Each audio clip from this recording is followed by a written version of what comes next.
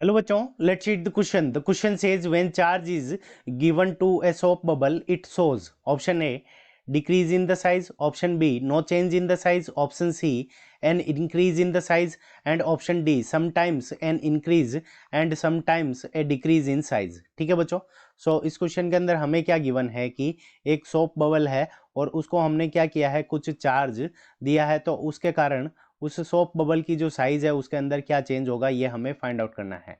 सो इस क्वेश्चन को करने के लिए हम क्या करेंगे, की कंसेप्ट लगाएंगे। तो सबसे पहले हम क्या करते हैं, की कंसेप्ट लगाने से पहले डायग्राम देख लेते हैं। तो ये हमारा क्या है, कोई सोप बबल है, ठीक है। इसकी रेडियस हमारी कितनी है, आर है। इसकी रेडियस इनिशियल कितनी है, आर है।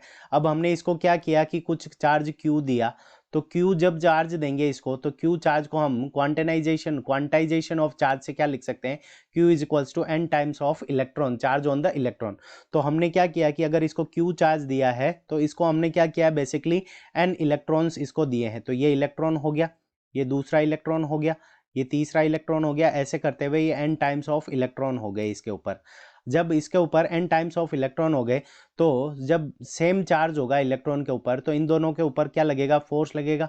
सो जो फोर्स लगेगा उसको हम क्या लिख सकते हैं, इलेक्ट्रोस्टैटिक फोर्स को के Q1 Q2। ठीक है बच्चों, सो यहाँ पे क्या है, एन टाइप्स ऑफ इलेक्ट्रॉन है, तो इलेक्ट्रॉन का चार्ज लिख लेते हैं डायरेक्ट।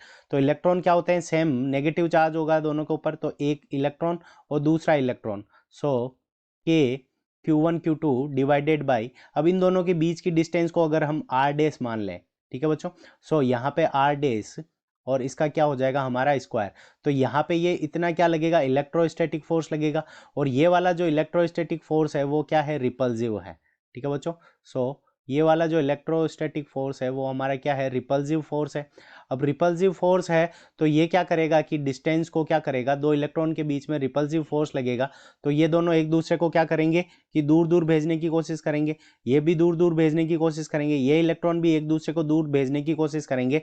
तो ये क्या हो जाएगा कि ये सारे इलेक्ट्रॉन एक दूसरे को दूर भेजने की कोशिश करेंगे, तो यहाँ पे इन दोनों के बीच की जो डिस्टेंस होगी वो बढ़ जाएगी। डिस्टेंस बढ़ेगी तो यहाँ पे हमारा क्या हो जाएगा, डिस्टेंस बढ़ने के कारण इन दोनों के बीच में डिस्टेंस बढ़ेगी, इलेक्ट्रॉन एक दूसरे को रिपल्सिव करेंगे, तो size size of size of bubble size of bubble will increase. ठीक है बच्चों, सो साइज जो होगी बबल की वो क्या हो जाएगी, हमारी इंक्रीज हो जाएगी। So size of bubble will increase. So हमारा करेक्ट आंसर क्या हो जाएगा कि जो साइज है बबल की वो इंक्रीज हो जाएगी, क्योंकि रिपल्सिव फोर्स लगेगा इलेक्ट्रोस्टैटिक इसके कारण। सो ऑप्शन सी के अंदर गिवन है an increase in the size, so option C correct हो गया। ऑप्शन ए के अंदर गिवन है decrease in the size, so ये इनकरेक्ट हो गया। ऑप्शन बी के अंदर दे रखा no change in size, so ये भी इनकरेक्ट है। ऑप्शन डी क्या है, some time an increase and some time a decrease in size, so option D भी इनकरेक्ट है। So option C is the correct answer of this question. I hope you understood it well. Best of luck. Thank you.